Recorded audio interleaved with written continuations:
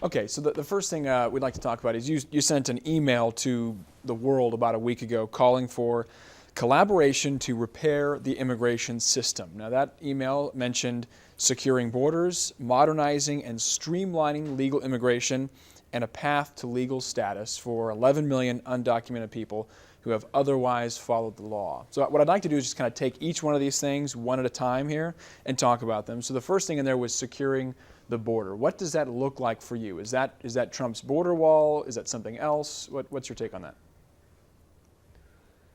Well, I mean, obviously the wall does play a portion of it, but there are portions of the border that you can't build a wall. I mean, in Texas alone, you've got the Rio Grande there, and the border is a river, so you're not going to build a wall on a river.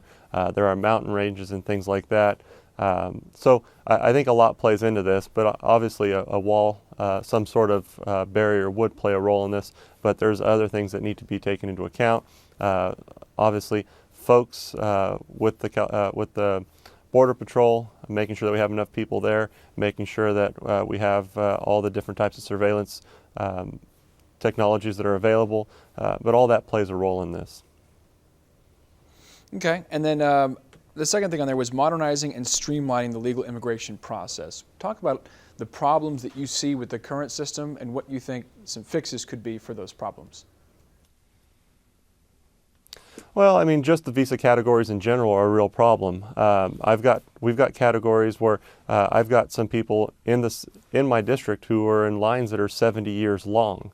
I mean, that makes absolutely no sense. Making sure that the visa categories work for our economy today, make sure they work for our families today, is something I think is very important to take into account. There hasn't been a real update in any sort of immigration policies in years, and making sure that our immigration system fits with today's world and of course our country today is something I think needs to be talked about. It's something that I pushed into that letter because I think the majority of Americans agree that the system is failing us. Do you see anything specific that Congress can do, an action that they can take to improve the system, to take on some of these 70-year lines you're talking about? Well, yeah, I mean, obviously, Congress has a big role to play in this, and I think Congress should have played a role in this a long time ago, and it's something I've been pushing for a long time. I think making sure that we have clear laws that work is something that makes life a lot easier for the rest of us, because you have one side saying enforce the current laws, and you have the other side saying the laws don't work. We have both problems. We have to have laws that work, but we also have to make sure we enforce those when we have good, sound policy in place. Making sure that we take all new technologies into account as well, so that we have some sort of electronic verification, some sort of ID system, knowing who's coming and going. I've seen situations where people I know personally, who are legal and now citizens of the United States, stopped on the border because their name happened to be the same as someone else who was a criminal. And guns drawn, people dragged out of their vehicles, stopped and pulled aside into interrogation rooms at airports. And these are all things that I personally know of happening. And at the end of the day, it was just oh, you happen to have the same name. I mean, when I swipe my credit card at a grocery store or a shopping mall, no one makes a mistake of whose credit card that is, because they know exactly whose it is and what bank account that should come from. I don't see why our immigration system can't have a similar process that actually works, so that we're not making those kinds of mistakes. Okay. When you're talking about modernizing the system and reflecting the changes that you see in the economy and the world, as a brief aside, there's a significant discussion about refugees. How do you think America's role, what do you think America's role should look like in regard to taking refugees alongside these other legal immigrants you want to bring in? Well, I separate the two, and when I talk about refugees, I think that's a very different topic, and I think that's something that has to be addressed. But it's one that has to be addressed carefully, because obviously there is situations out there where people are trying to use the system to come into the U.S. and cause us harm, and where we have a real weakness is a lot of these countries where these folks are coming from have no sort of record-keeping system. So birth certificates, marriage certificates, high school or school transcripts, these things just don't exist. And to try to do a thorough background check on who these people are, who they're related to, and where they've been for the majority of their lives or what they've been involved in is nearly impossible.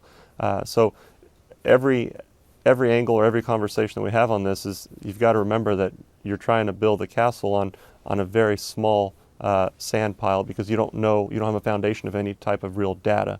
So I think we have to thread very carefully there. But that being said, if we have the opportunity to help folks who truly need our help, I don't have a problem with that. We just have to do everything in our power to make sure that those that are coming in, we're actually helping them, and two, we're not allowing those in to do us harm.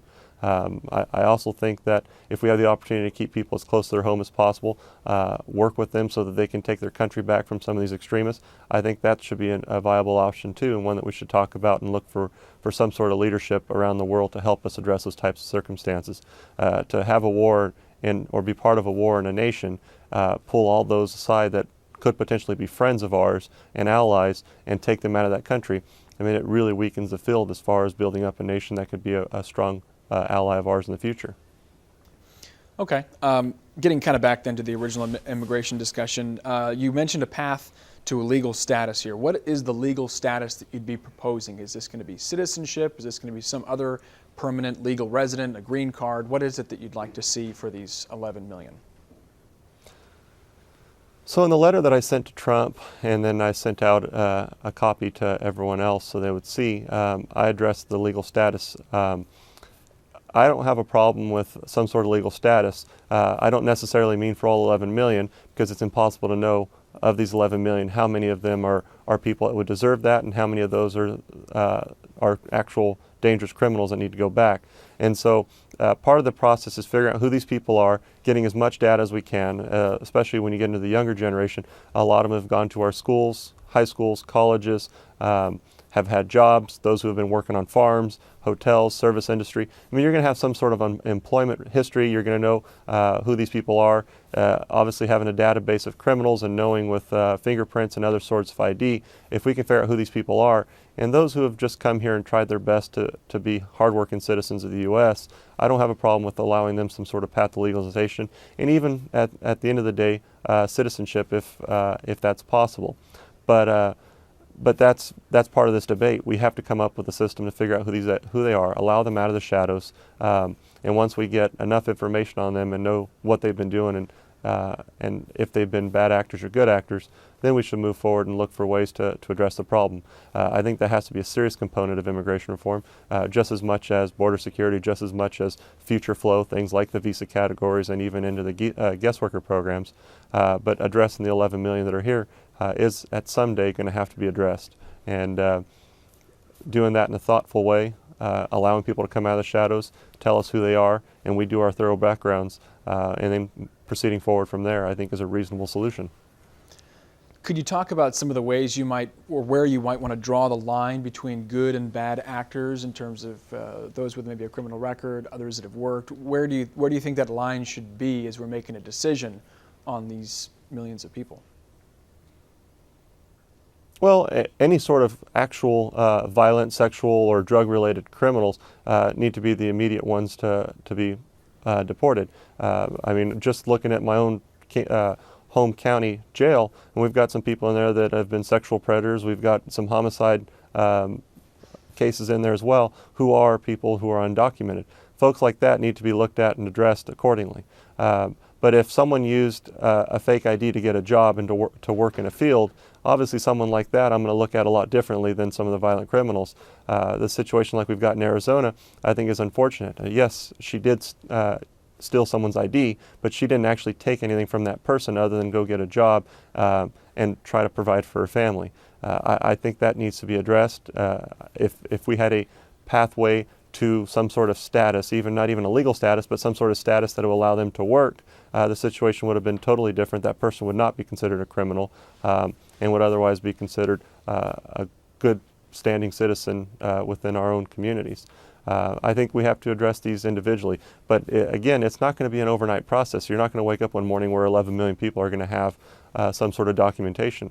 I think you're going to have to get the courts involved. You're going to have to get law enforcement involved. You're going to have to allow these people to come out of the shadows, go through a whole process, maybe some sort of probationary period for 5 years or 10 years or whatever, but allow them the opportunity to prove themselves and that they've been doing everything appropriately.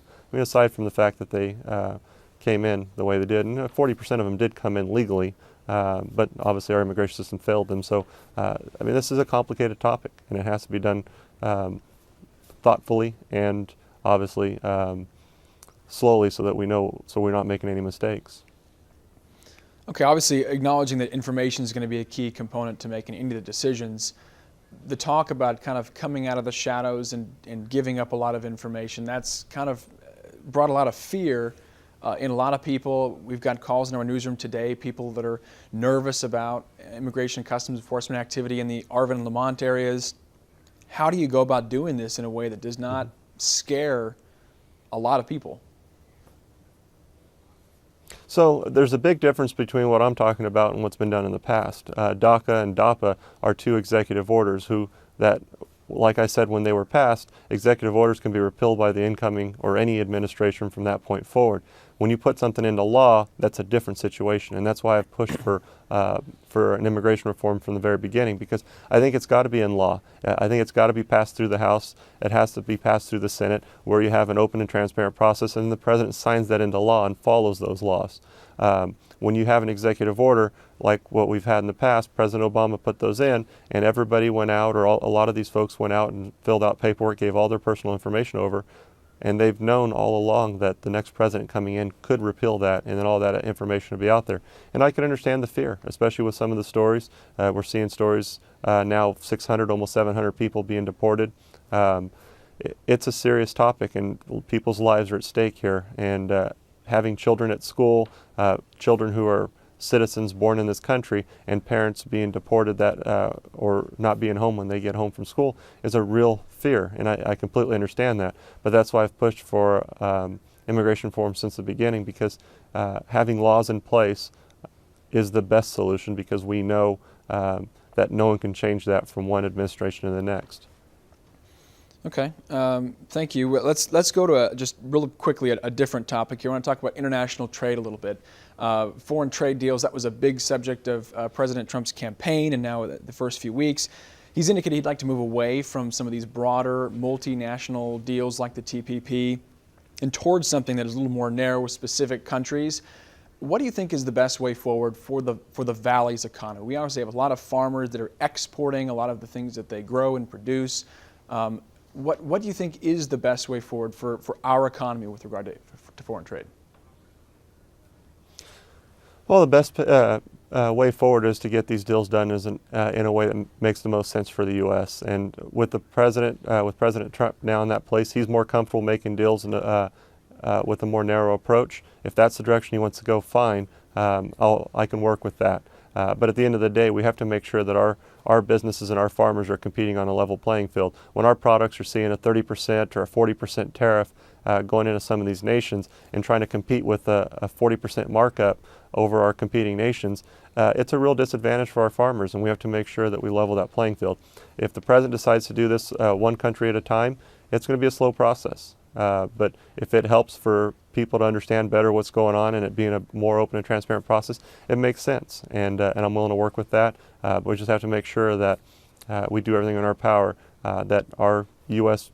businesses, especially in my district, those farmers, have the ability to compete on a national stage. And I'm willing to work with the president on that. Okay.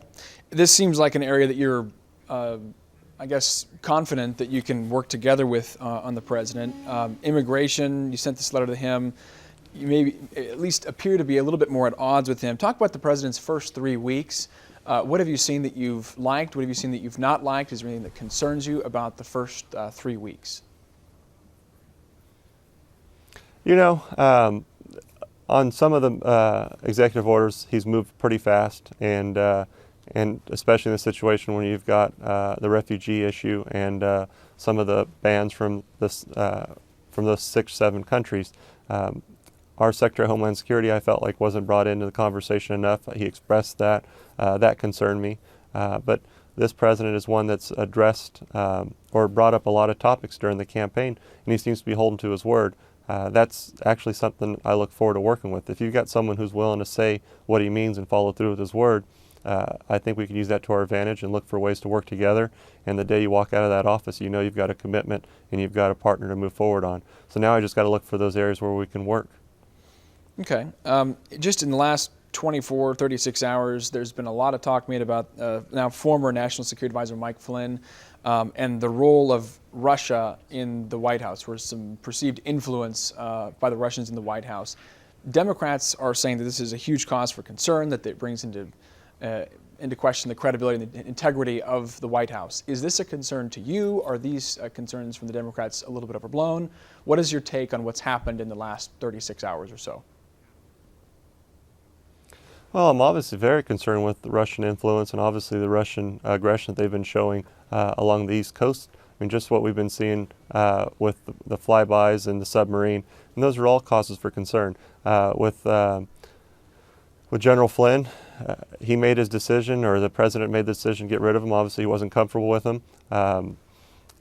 Anytime you've got a foreign country playing a role like Russia has been playing and acting as they've been acting, I think everyone should be concerned. Everyone should be paying attention. I do believe that our House Intelligence Committee should be looking into this, and I do believe the Senate Intelligence Committee should be doing the same thing. And if there is something there, we should look into it further.